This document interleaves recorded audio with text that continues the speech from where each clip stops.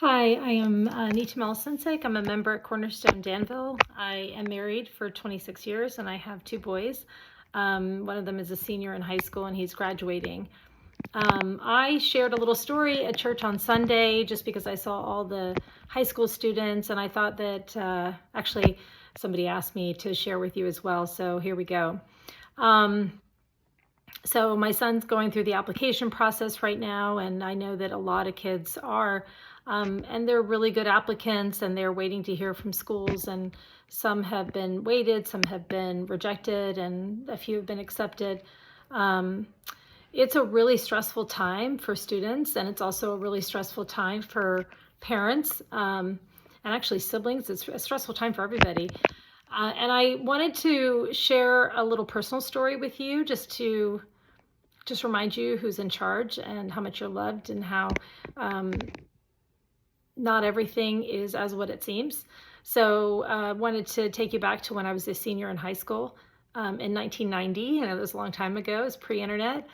At that time, you applied to schools, snail mail style. There was nothing electronic. We didn't even have computers at home. And you filled out forms and you mailed them in and you hoped that your application was complete.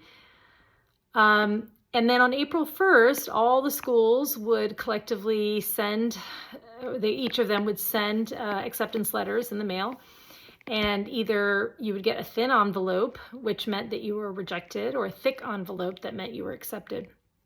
So I was a pretty good student. I was on the varsity swim team. I had some leadership opportunities and done some other things in school, but nothing like today's kids, I'm sure. But I did expect to get some letters of acceptances, and I eagerly awaited April 1st, only to find out that I only got thin envelopes when I opened all my letters. I did not get accepted anywhere, and that was really devastating for somebody like me. I was an Asian student, immigrant parents, a lot of sacrifice on their part to give us an education. I had put a lot of work in high school. There are a lot of reasons, theories I had at the time as to why I didn't get in, but I don't think that's the point of this story. The point of this story is to tell you that God is working even when we don't think he is, and he's with you even when you think you might be abandoned. And so I felt really abandoned. My friends had gotten into multiple places and they were going to big name schools, and I was going nowhere. I did not have a single acceptance. I was quite devastated. And fortunately, there was no social media back then to reinforce that about me or my friends. There wasn't an echo chamber making you feel like you're the only one in the world that didn't get accepted. But that wasn't my value. That wasn't the end of my story. A friend of mine, well, I will tell you ahead of time, at that time, in that moment, I think God was specifically closing doors that he wanted closed and opening doors that he wanted open. I knew God was with me. I knew of a God. I grew up Hindu. I didn't know Jesus. I didn't know grace. I didn't know that he was with us all the time. And one of my good friends, who I did share, what I was going through with, she said that she was going to Baylor University in Texas and they'd rolling admissions and that I would be an easy acceptance for them because of my grades and whatnot. And I didn't know anything about the school. We didn't have internet to look it up easily, so I just had to take her word for it that it was a good school. I didn't know anything about it.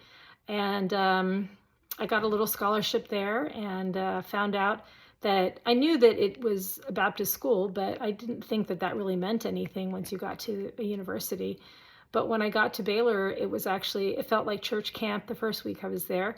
And I was a little concerned because I thought that academics and faith at a university level would be mutually exclusive, that they'd be too worried about the faith side of it to have a strong academic core, but I was wrong. And even though for the first couple of years I had to struggle with God and, I had some anger and I had some bitterness and Also had some insecurity that, I worked really hard in high school and I didn't have the opportunities that I wanted. So how would I have the opportunities I wanted beyond that? And God was with me. I found out who he was and how much he loved me and that he was with me the whole time. And he made my life even better than I could have expected. I got into a top 10 medical school. I completed engineering. I met my husband. I'm still a practicing physician. And not many people know that he can be a physician at a top 10 medical school and not having even gotten into any schools that you applied to coming out of high school. So because I grew up in an Indian household with immigrant parents who sacrificed a lot for me to be there, it was even more sore, that whole experience for me. But I just want to let you guys know that don't despair. God's with you. He made you. He loves you. And he will do what's the best for you in the end. Just follow him, trust him, love him, embrace him, and just know the values and ways of the world are not his values and ways. Anyway, God bless you, and you'll be fine.